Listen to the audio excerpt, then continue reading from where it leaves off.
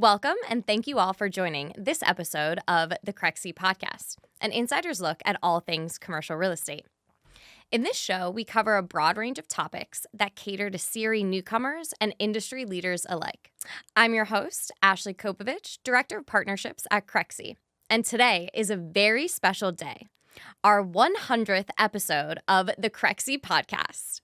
To celebrate, we're recording from our brand new Crexi studios and featuring a very special guest to celebrate, Deena Zimmerman, principal at Baum Realty.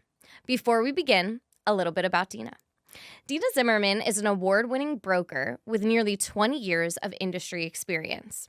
Known as a star tenant rep, she is sought after by national brands, multi-unit franchisees, and even first-time entrepreneurs nationwide for site selection rollouts across both Chicagoland and the entire country. She also specializes in the sale and leasing of retail, investment, and development properties. Deena is a trusted expert in cannabis real estate, and she is regarded nationally for her business development efforts and her expertise in retail site selection and curation. As principal at Baum Realty Group, Deena's role is centered on national business development, as well as commercial redevelopment and adaptive reuse projects across the country. Deena's incredible network of relationships stems in part from her involvement in several local and national organizations. She was the 2017 commercial liaison for the National Association of Realtors, and she is a member of ICSC, WIRL, which is Women in Retail Leasing, and has served as a mentor and is a longtime supporter of the Goldie Wolf Miller Women Leaders in Real Estate Initiative. In 2021, she was named one of the top 25 most influential women in commercial real estate and has been named annually by CREI as a top social media influencer in CRE. Deena is a recognized industry leader and public speaker, presenting at national conferences and to industry groups and associations throughout the United States, in addition to guest spots on national television, radio, and podcasts.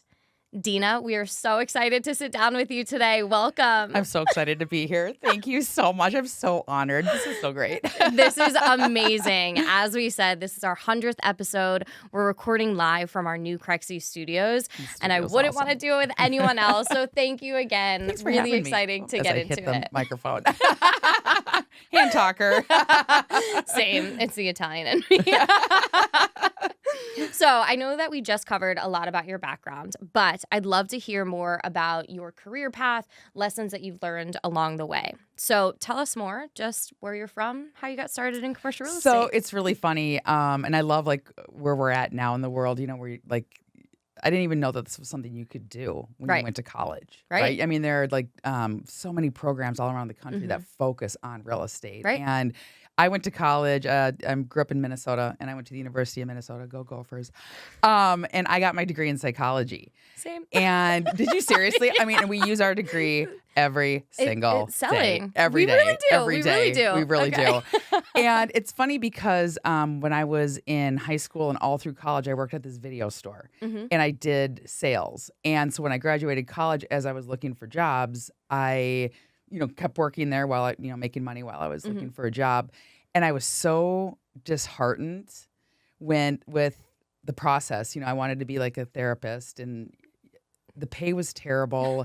And the best opportunity I was given was to work in a men's group home. And the first question they asked me was, do you bruise easily? Because you have to restrain people. I'm like, this is not what I went to school for. Right. And my boss at the time, Ed, who is to this day, Ed Butler, he's amazing. And he was a mentor to me. And he said to me, he's like, do you realize that when you sell, you are helping people? He goes, I watch you, the way you interact with people, you're so good at it. It was a total game changer for me. So I started working I sold insurance. I went literally door to door cold calling. I pulled farmers off of tractors. This is a real thing. And I was the only female in southern Minnesota doing this. So it was very, very male dominated. Yep. And the headquarters were in Chicago, which is what took me from Rochester, Minnesota to Chicago. Okay. And I was there, 6 or 7 years. And then I left and I worked for a real estate trade publication. So this is back in 2005. and it was all residential. But our sister publication was a commercial publication called Midwest Real Estate News, which is to this day very prolific, especially in the Midwest. And I just loved real estate. Yeah. And I'm like, oh my gosh, this is what I'm 30 years old. This is what I want to be for the, when I grow up for the rest of my life. Right. But I knew I didn't want to do residential. And there was a developer that I was working with on the commercial side. He's like, you'd be so great at this. You're used to being in the male-dominated industry. You love working with businesses and entrepreneurship and mentorship. He's like, you'd be great at it. And at this point, it was '07. And so, as we all knew, the bubble was about ready to burst and, go into a big recession. And I'm like, am I crazy for doing this? And he said, the only guarantee in real estate is that there's always going to be up cycles and down cycles. And if you can if you can hone your craft and learn the business in a down cycle, you're always going to be successful. And it was, to this day, he's a very good friend of mine, and it was the greatest piece of advice I've gotten. So, we're weird times now. It's the best time ever to get in. Yeah. Right? There's nothing but opportunity. I have a friend who always says in up cycles, people get rich. In down cycles, people become wealthy. Oh. Very smart. I like that. Lee Becker. She says that. Yes. I like that a lot. So you're touching on a lot of different things, right? Right. People, especially young brokers, saying, is this the right time? Right. And everyone that I'm hearing talk about it, they're saying the exact same thing, right? It is the right time. Go for it now. You're going to learn how to work hard so that when there is another upcycle, it's not easy, right? Real estate is never easy, but you have those fundamentals that you learned in the down cycle that can just give you all of the exponential growth when everything does change. It's so true. And then when you think about all the people we've met in this industry who've been around 30, 40, some even like seriously 50 years, how many cycles have they been through? Right. And these are pretty minor compared to what people are telling me we're back like in the 80s, for example. So I think, to have that resilience, but also I totally charted my path during that time, in '07, '08, really up until 2012. That's when I fell in love with tenant rep. Yeah. Right? Helping businesses expand, because we had to put together some pretty gnarly, in all the right ways, and unique deals. Right. Because it was just such an uncertain time. And now here we are, and some of them had just recently come up on like their 10-year renewals. And you think, wow, look at where we're at now. Yeah. Compared to 2012, for example. This was obviously 2 years ago. But yeah, it's really interesting. Yeah, absolutely. So I want to ask two questions. You talked a little bit about some of the mentors, right? Early on, your first job, then, how you got into commercial real estate. So tell me a little bit, maybe if you have a good story or something that you learned really early on from a mentor, or maybe a lesson that you learned really early on that's kind of stuck with you. I love this question because, in March, I just turned 50. And my whole goal, like for the rest of my career, I've always believed in mentorship and paying it forward, especially after all these people have done for me in life. And, but it's just this mission of mine now. Sure. And it's interesting because I just spoke last week actually to a group about finding your authentic voice. And we had this, it was amazing because it was a women's group, one man in the group. He was the only one that cried, which was amazing. No, like we got raw. I love that. We got raw. that. Total girl dad, by the way. But we talked about this because a long time ago I learned, I think you should have, I call it my board of advisors. So I don't have just one mentor. I have several, and it's men and women. Yep. Not just in commercial real estate. Some are, and I specialize in retail. And like one of my favorites is it's an older gentleman. He does industrial. And people who are not in my industry. And I read an article in Entrepreneur Magazine not that long ago saying you should also have mentors who are younger than you. So I've chosen, like, actually there's a young woman in University of Alabama who I'm mentoring, and I actually think I'm getting just as like right. I'm like, oh, well, you're my mentor you're like, too, we're right? Good. Yeah. And I will say though, obviously you mentioned in my bio the Goldie B. Wolf Miller Women Leaders in Real Estate Initiative. Goldie, back in the day, was more or less forced to start her own brokerage because, back in the late 70s, early 80s, commercial brokerages went hire women. And so she started her own. And, one of the first in the Midwest. She's so successful. And once she retired and amassed an enormous amount of wealth, she created this initiative so women can get MBAs in real estate, and we all mentor these students. And then That's awesome. again, and then they mentor us. And so Goldie has given me Mm-hmm. some of the best advice, and she can be very direct and blunt. Mm-hmm. And I really, really appreciate that, because I think that's the key to mentorship is Yes. it's honesty, it's authenticity, it's all of it. Mm-hmm. And then Ginger Downs, she was the CEO of the Chicago Association of Realtors. And when I started volunteerism back in 2008, she saw leadership qualities in me. And she sometimes not so subtly nudged and cajoled and pushed me into bigger roles. And I'm really grateful for that, because I think when you take on a leadership role in a volunteer organization, Yeah. you become a better presenter when you're pitching for business. Sure. And you have to get up and speak in front of Right. people. And I'm really grateful for her. I think it's important, if we're talking about mentors, there's also this really important difference between mentorship and sponsorship. Yes. And right? Yes. You know, a mentor is one who's definitely going to guide you and advise you and so on and so forth. And the sponsor's like, let me take you with me. Right. Right. And Ginger was and to this day, such a champion to me. Sure. And like the true example of a sponsor. Right. And I think both are so important. I know. I love that. You said a lot of really good nuggets in there. A board of advisors. Yeah. I love that, where you have it from all different walks of life, right? So many Right. times people just are in their inner circle, or, go to the person for advice that they know is just going to agree with them, right? Right. So having people from all different walks of life or different experiences, I think that's so rich. And I always say there's something to learn from everyone, Always. right? I can learn something from the janitor just as much as my CEO, 100%. So it's Yep. like just kind of taking that nuance there and not being afraid to look for younger people or, anything like that. So I Yeah. really loved that. Yeah.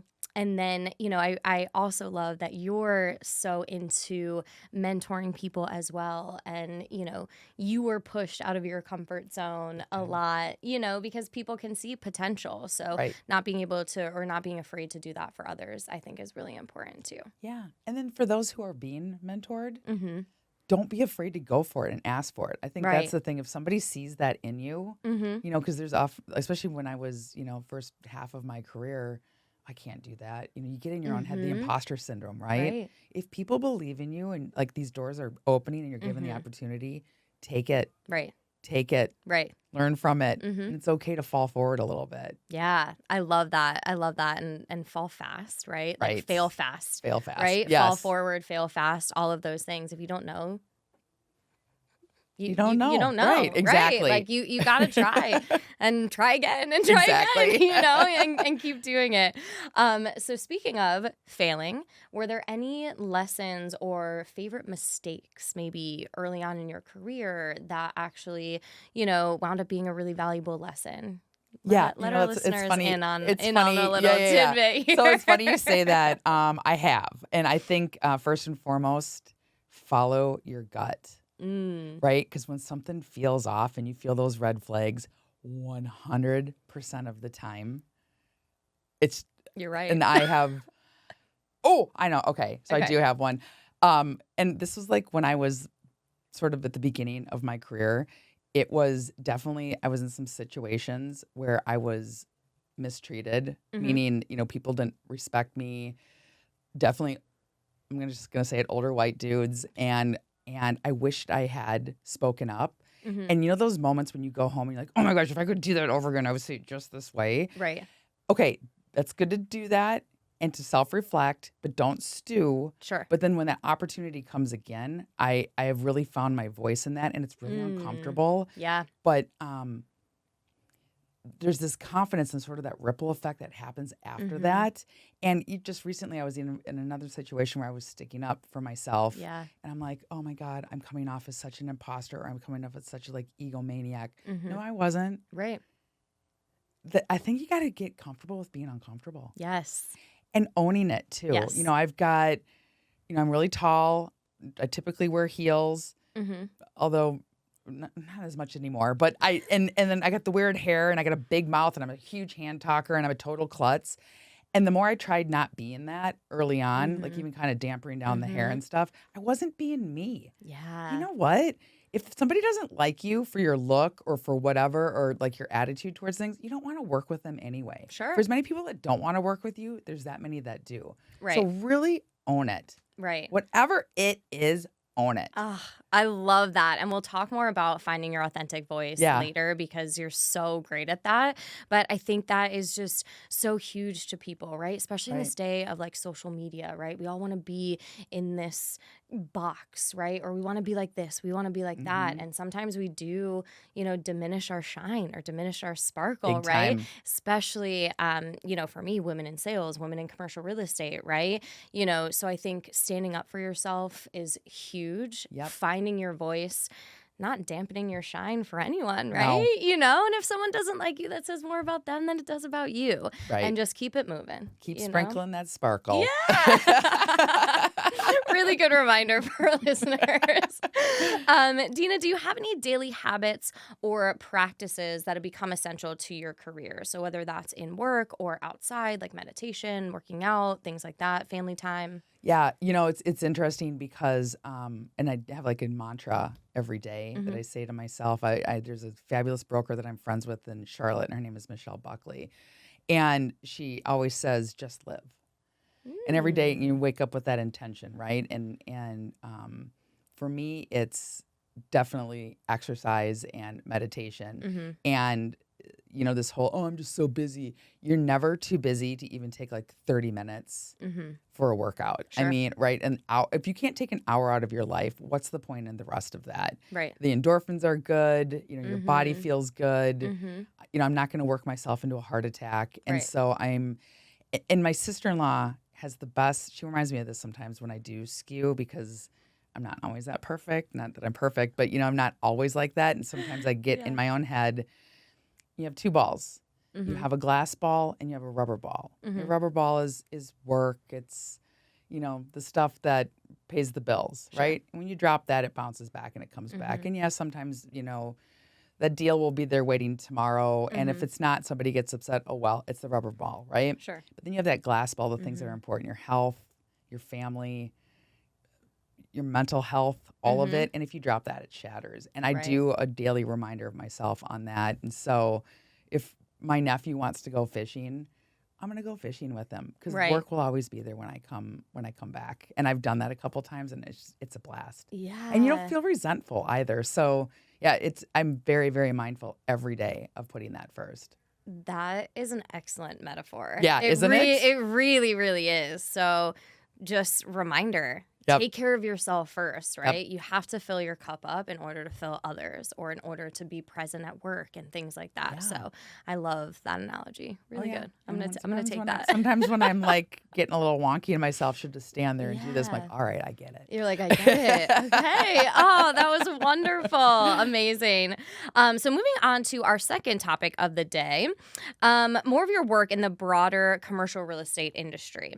I'd love to dive a little bit more into how you developed your career and then how you help others do the same. So your unique, powerful voice in the world of commercial real estate. There's no doubt about that. So many awards and accolades like we talked about in the beginning in your bio. So this is where we're going to get to it. What does the idea of finding your own voice mean to you? So it's interesting because, we talk about how I've done a lot of public speaking and so on and so forth. It's actually really interesting because I was terrified of it.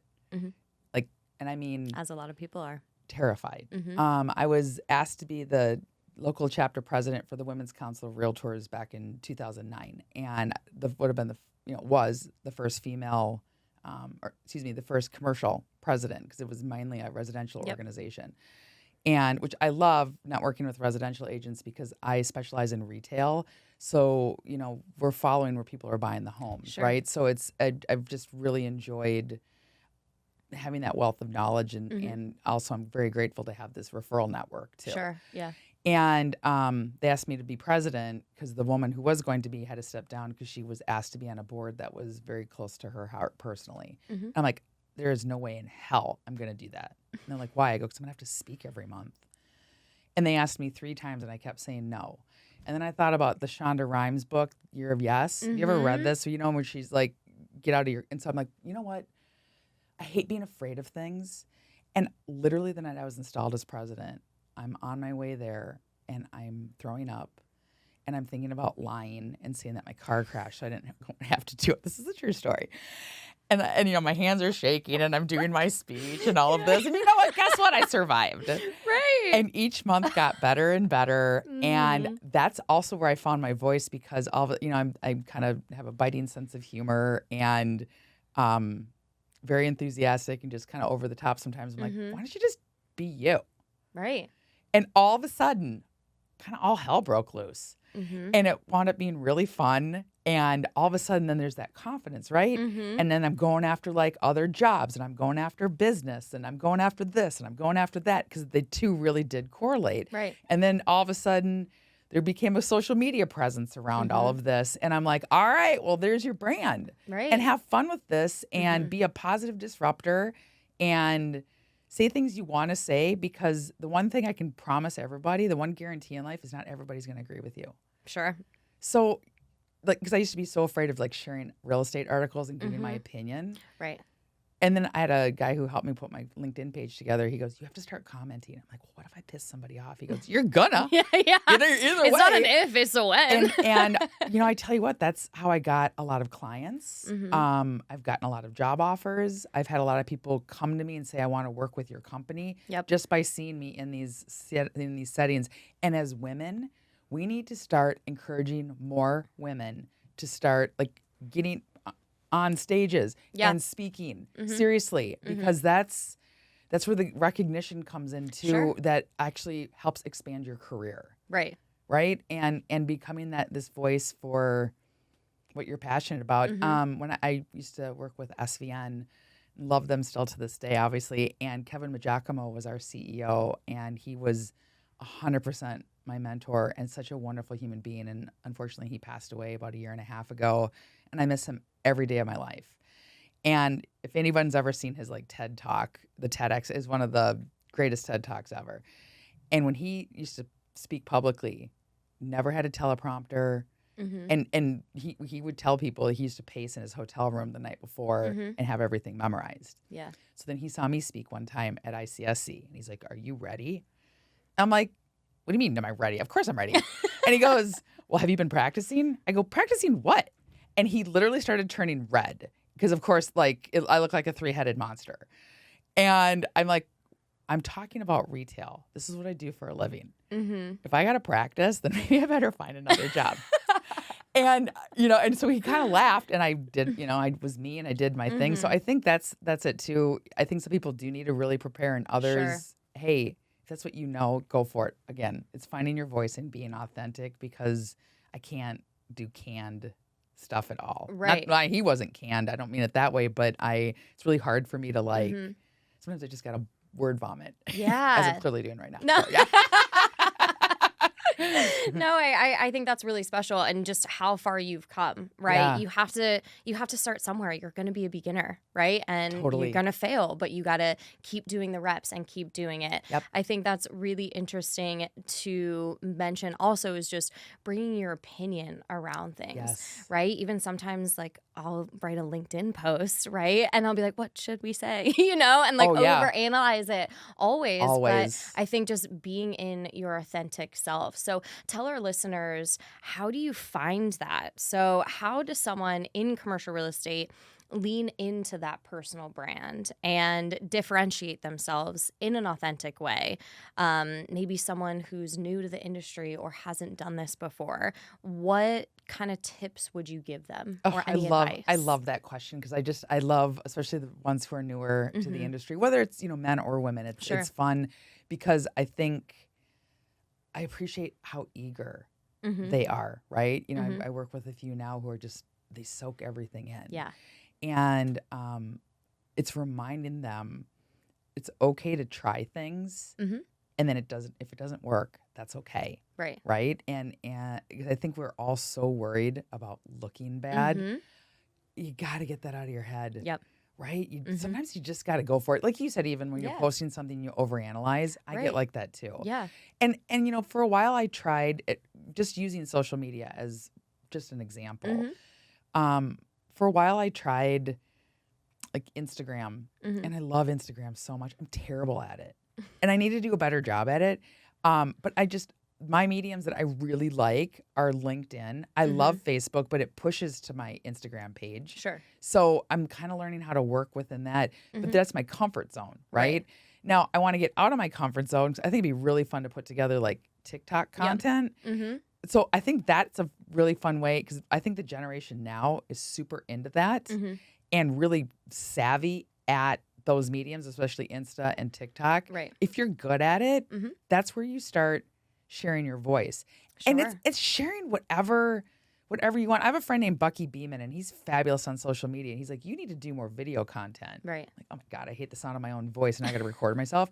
I started doing it. I'm not as consistent as I should be. It's so much fun. And I think for those who are trying to find their voice, the younger, guys and gals who are just like graduating and getting into the industry and or wanting to like make a name for yourself. Right.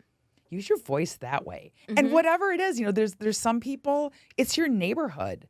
It's your, there's some people that are very specific to the neighborhood they live in or they work in. Brag about that. Yeah. I have a friend who's younger who specializes in restaurants, always posting what he's eating and so on and so forth. And all of a sudden now Michelin-starred chefs are coming to him because they're like, you get this.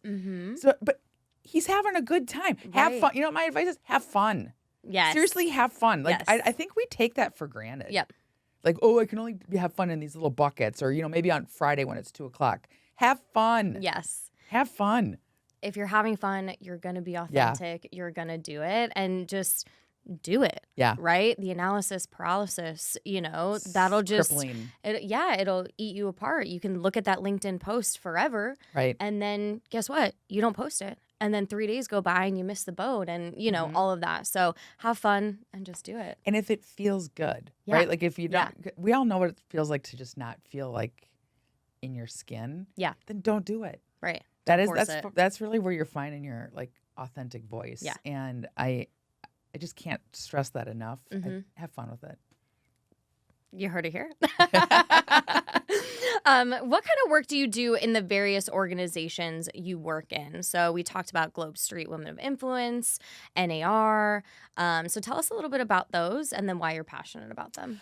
So with NAR, I should have totally updated this too. I'm actually their commercial liaison this year, and I'm really grateful. So there's a lot of various commercial committees and institutes and societies like CCIM and SIOR and IREM, RLI.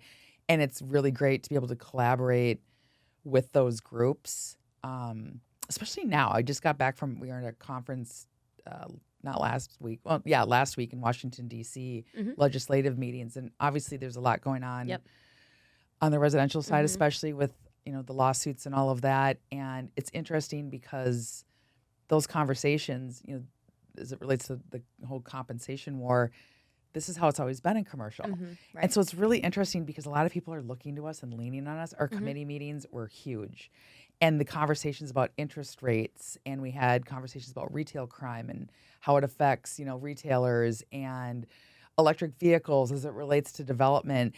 And I love being a part of that and networking with all of these people around the country. They make me smarter. They make me better.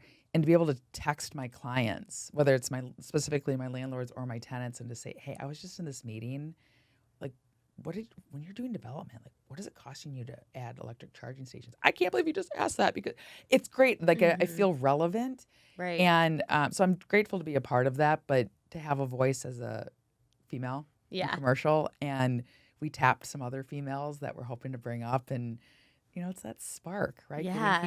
Getting people involved. And Globe Street Women of Influence, I can't say enough. It's a game changer. I mean, you're with 500 women from across the country who get on stage and get vulnerable.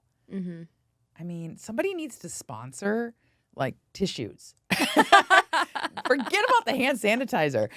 But I love that because it's really important. And I come back and I am bigger and bolder and stronger and braver. It makes me braver when I go to those things, right? To go for the big stuff. And a lot of us who've gone to it, we shake some stuff up. Yeah. Right. I completely turned my life upside down since I was at it last year. Yeah. Great. Well, I love that. Brave is beautiful. Brave is beautiful. Little tagline for us there. Shifting gears a little bit, let's dive into your day-to-day work at Baum Realty, discussing retail, current market, all of these things. So give us your 30,000-foot overview of the retail sector today, both nationally and then obviously in Chicago. So I love that question. Somebody asked me that the other day for an interview thing I was on. And for like, I don't know, it feels like the past 10 years, I was totally beat up whenever I was on any panel, retail, it's failing, like pandemic didn't necessarily help everything. And I love it because arguably it's the number one asset class right now. I think there was pent up demand. Yep. There, obviously a lot of construction slowed down, so there's not a lot of new inventory today. And I am actually saying that both within Chicago and in Chicago as well as, nationwide. And, especially really hot main-on-main locations, they're commanding the rents, if not over. I mean, there was a space that I had I leased myself out of a job. That's the big joke we always have, right? Like when you've worked with a landlord and you lease everything up, like you've worked yourself out of a job, basically. Right. And, there's a couple neighborhoods in Chicago.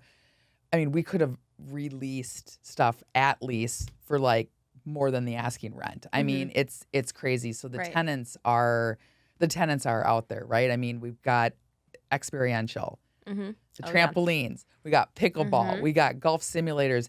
And what I love about that is that's not a fad. Right. This is, people care about their health and wellness, but especially because of the pandemic, it's about community. Yeah. It's being together, right? This is why local, like the community coffee shops are huge. The whole wellness sector, I love Medtail. It's one of my favorite things to specialize in. Pilates, yoga, you've got the laser hair removal, the Botox, now Ozempic is like getting into the space, right? Yep. And that's not going anywhere. Right. And a lot of these uses, going back to pickleball, it's great because you've got these vacant big boxes. You see some of these retailers who are closing. What a great use to backfill a space. So, retail's it's doing really well. I mean, let's talk about QSR and drive-thrus. I mean, if anybody listening to this has any second generation drive-through pretty much anywhere, please call me. Don't call anybody else because I have the tenants for it. And that's, that's a good problem to have, but it's also frustrating when you have a tenant who has to open X number of spaces per year. Right. And it's taking us 9 months to find something because inventory is that tight. Right. And yeah, it's a good problem to have, but also it's about getting creative right now. So it's a really fun time to be in retail. I mean, it always has, but I mean, now more than ever because there's so many cool concepts out there. Yeah. So talk to us a little bit about that. So what subsectors are thriving? Are there creative things that, in addition to, the big boxes that maybe go into pickleball, or they're more experiential or rock climbing or, all of that? Give us a little bit of your predictions for any different creative modalities, and then how are subsectors in retail performing right now? That's a great question. So I do think, Medtail, right? And again, I say this because we're even seeing chiropractors and physical therapists and eye doctors, who were, in the past traditionally like office space, right? Now they're backfilling a lot of these great retail spaces. And if you think about it, that's part of like when you're running errands. Right. And, I want to go, true story, I want to go to my chiropractor and I want to get my nails done afterwards. Yep. So, and again, with the, non-invasive procedures, Botox and things of that nature, that's become more important. And again, people are coming in off the street for that or making an appointment. And so you're seeing that in retail. And I think we're going to see more and more of that and more really like health related centers. Yep. Right. You think of like a strip center or even like a portion of a shopping center where, you've got your spas that are still there and nail and what have you. And, these lifestyle centers, I mean, the shopping malls enclosed, they're gone. They're dead. And, now it's going to a place where you can do your 3-part day if you want to, your breakfast, lunch, and dinner, and you're hanging out afterwards. I love seeing adaptive reuse is my passion. And I love it. And I think we're going to see more of that, especially in these emerging markets where people are moving, right? Because with so many people working remote, it's a lot more people that can live anywhere. Yep. Right? And all of a sudden, you have a fairly vacant shopping center with an old Sears or what have you. They're reimagining them now into micro units, right? Yeah. I mean, co-working's still there, right? And even micro apartment units. And you're seeing these where people don't necessarily they want their own room and their own bathroom. Yeah. But they're doing communal living. Yep. Right? And then they're getting out and there's a shopping center right there. Yeah. There's a food hall. I love food halls. Right? And then whether you're inside or outside, there's live music. I mean, these are true lifestyle community centers. Yep. And I see retail going in that direction. I talk about a coffee shop, Foxtail Coffee, and shameless plug, I'm grateful to represent them around the country, and they're based in Florida. But you go there and you see, families hanging out, and the ones that have bars in them, or the liquor component, they're having coffee and maybe a drink, and they're talking, and the laptops are up. That's not going away. Yeah. Like, this is where people want to be because we crave being together. And this is Right. where I see retail very outward facing, very community facing. Yes. I love that future prediction. I mean, it's not even future prediction. It's Right. happening now, Happening right? now, And then yeah. it's going to continue to stay that way and probably even evolve further. So appreciate you sharing your insights there. Tell us a little bit about how retail has evolved. Obviously, we talked about this, but talk about maybe new buyers, new sellers, macroeconomic factors that come into play. Any insights there? So it's interesting you say that, because I think, just going back to even adaptive reuse or talking about, creating communities, we're working with EDCs, the economic development groups more. And, what is your community craving? What do you want? And it's great to see some of these larger retailers working with communities as incentive programs. I love Right? that. Yeah, it's really cool. interesting. And I think it's key to start watching these Yeah. secondary and tertiary markets, because, some of these bigger cities, rents are crazy, and tenants are paying them. But I think a lot are also looking, well, where's the next place people are going? And, Right. Even my favorite concept, again, I'm a total foodie. So getting ready to go to ICSC this weekend and go to Vegas, everyone's got their thing that they do there. I just want to go eat. I'm going to eat. Right? I cannot wait to go eat. But to see all of these chef-driven concepts, and seeing a lot of them get in even the fast casual space. Gordon Ramsay has this cool burger bar in Chicago. It's amazing. It's the best $20 burger you're ever going to have.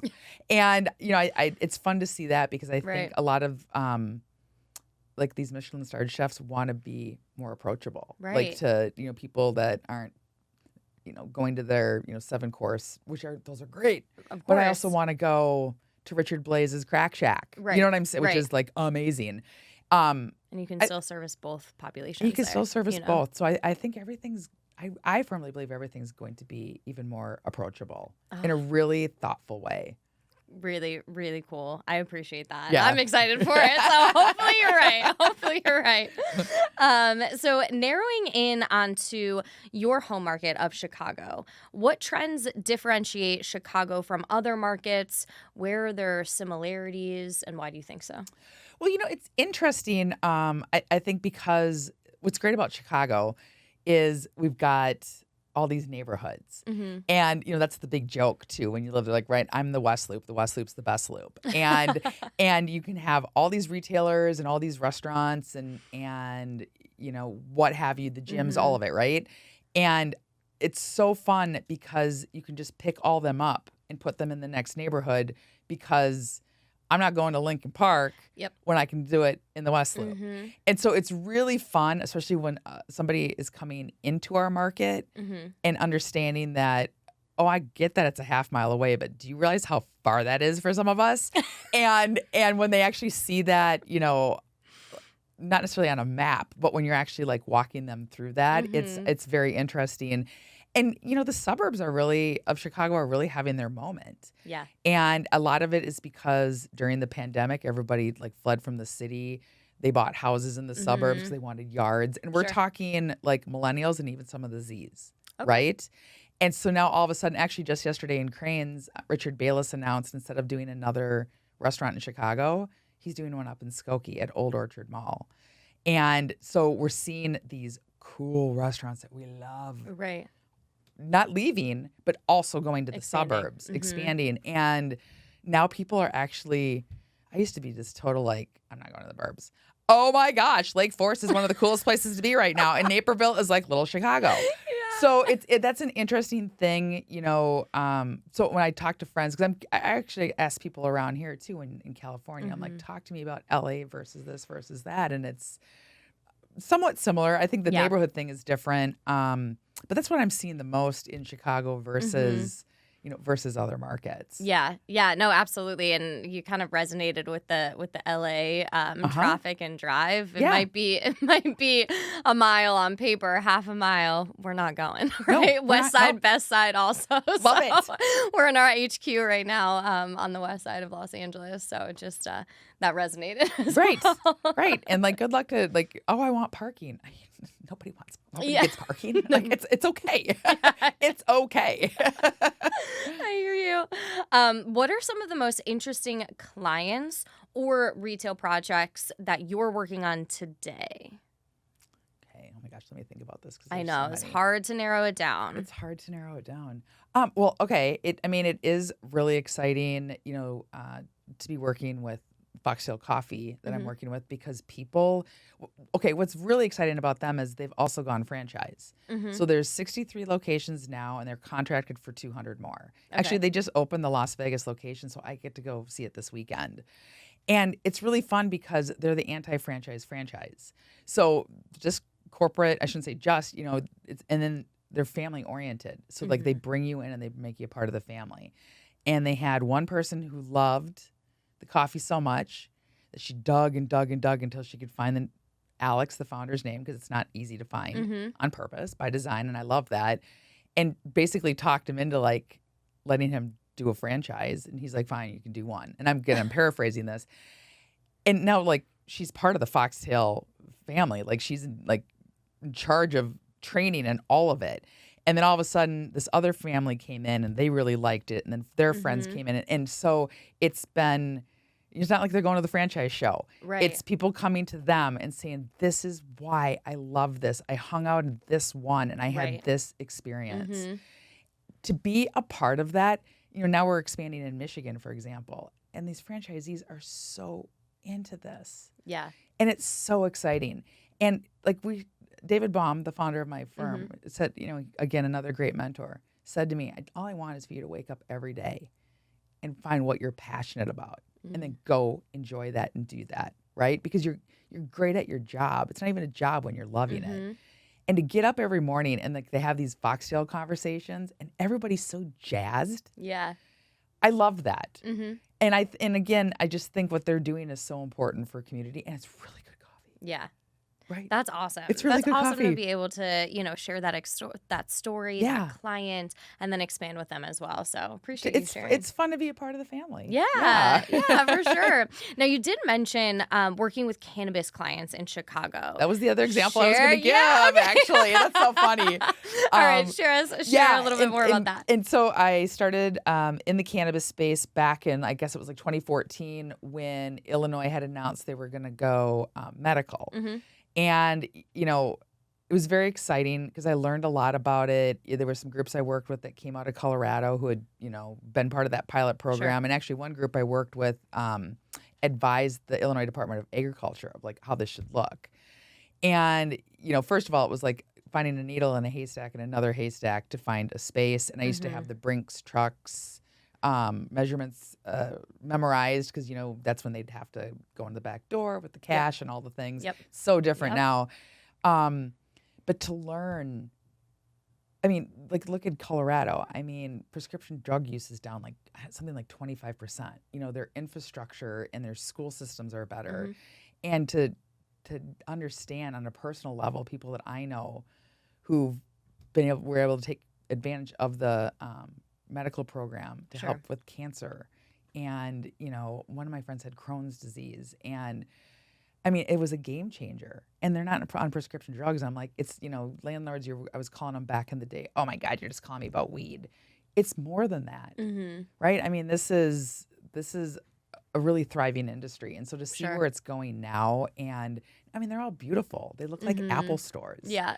And, they just actually this morning, I just read, they're going to take the criminalization ranking for cannabis. It's like considered a felony and it's up there with much harder drugs. And they're bringing that down now, which is huge. Yep. It helps with public perception. I firmly believe, and I'm going on record, I believe the Safe Banking Act will pass.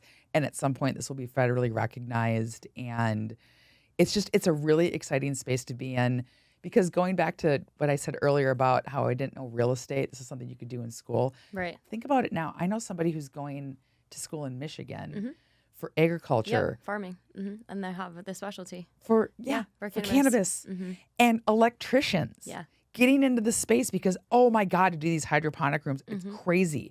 Like, this is amazing. Yeah. Like for the trades, for all of it, like this ripple effect has been so much fun. Just to watch people be able to go to school to mad science this. Right. So yeah, there's so much opportunity just in that space. And I'm very proud and excited to, especially now where, I mean, the site selection, it's like Starbucks site selection. Like, it's Main on Main. We're going next to Chipotle's. Do you know what I'm saying? Like, it'll be fun to see, even listen to this in a year and to see where we're at a year from now.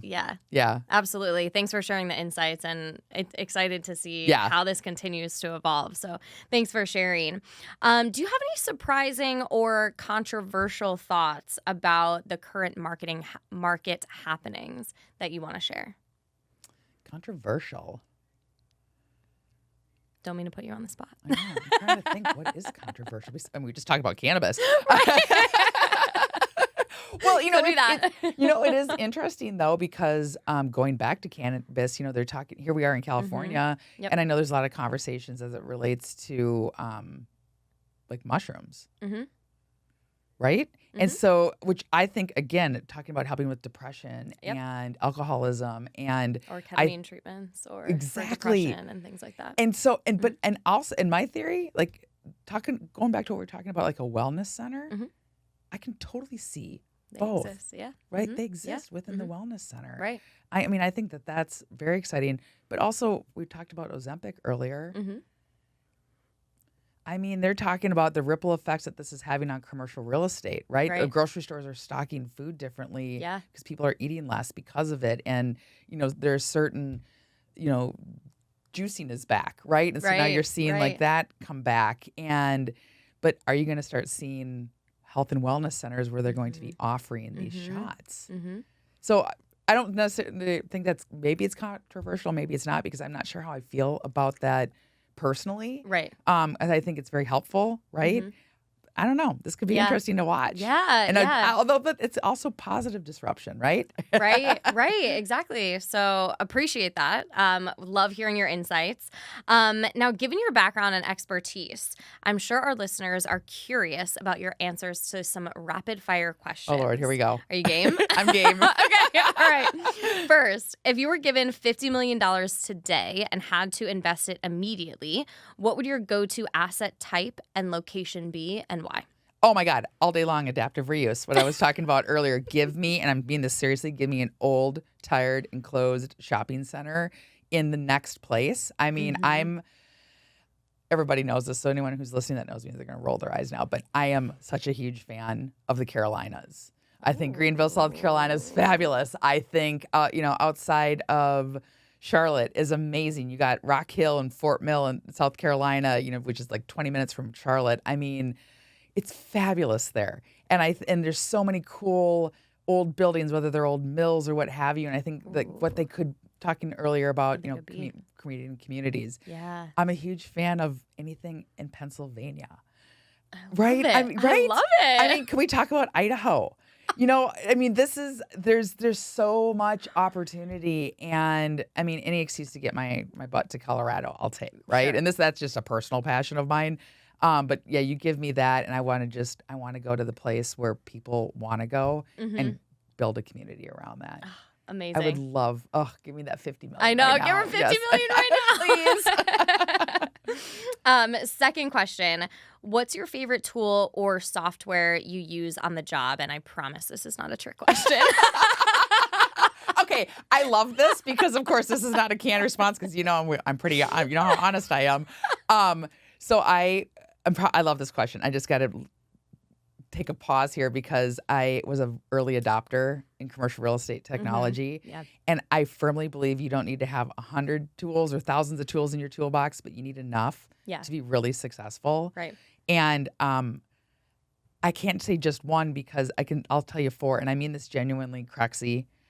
I love it, especially like when somebody's emailing me that they've opened like my brochure. Yeah. But it's so, the way it's all backed by AI and like everything is just on that one page. But, then I use Placer. I love Placer. Yep. And this isn't obviously in no particular order because technically it would be Placer. And then I'm a huge fan of RPR Commercial. Marketplaces IQ is how they're marketed through ICSC. So if you're an ICSC member, this is available to you. It's millions of data points of shopping center data, but they have these trade area reports.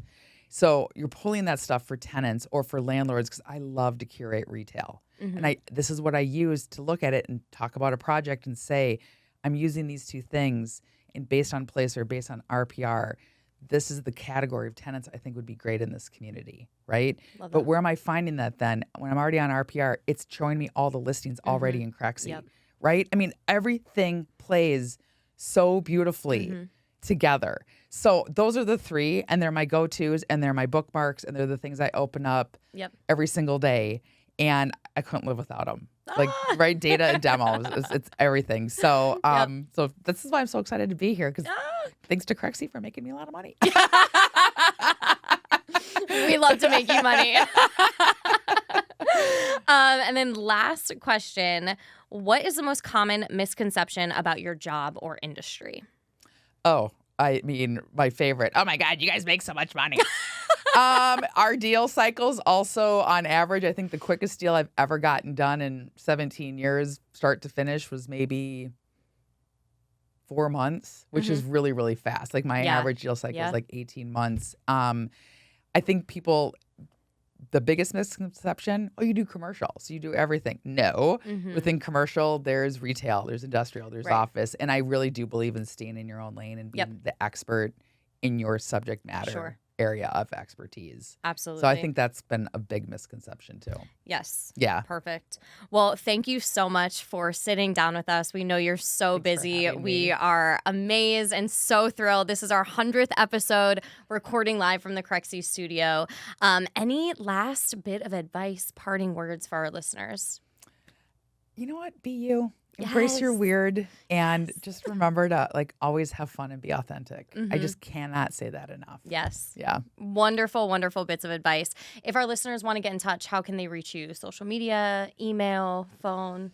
Yeah. Social media, hit me up on LinkedIn. Otherwise, my email is Deena@baumrealty.com. I'm here. Anything you need. Let's do some deals. Have some fun. Yes. Make a difference and make a difference. Of course. Oh, I love it. Thank you so much Thanks again for having me. sitting down with us. Truly, truly appreciate it. I know our listeners loved it.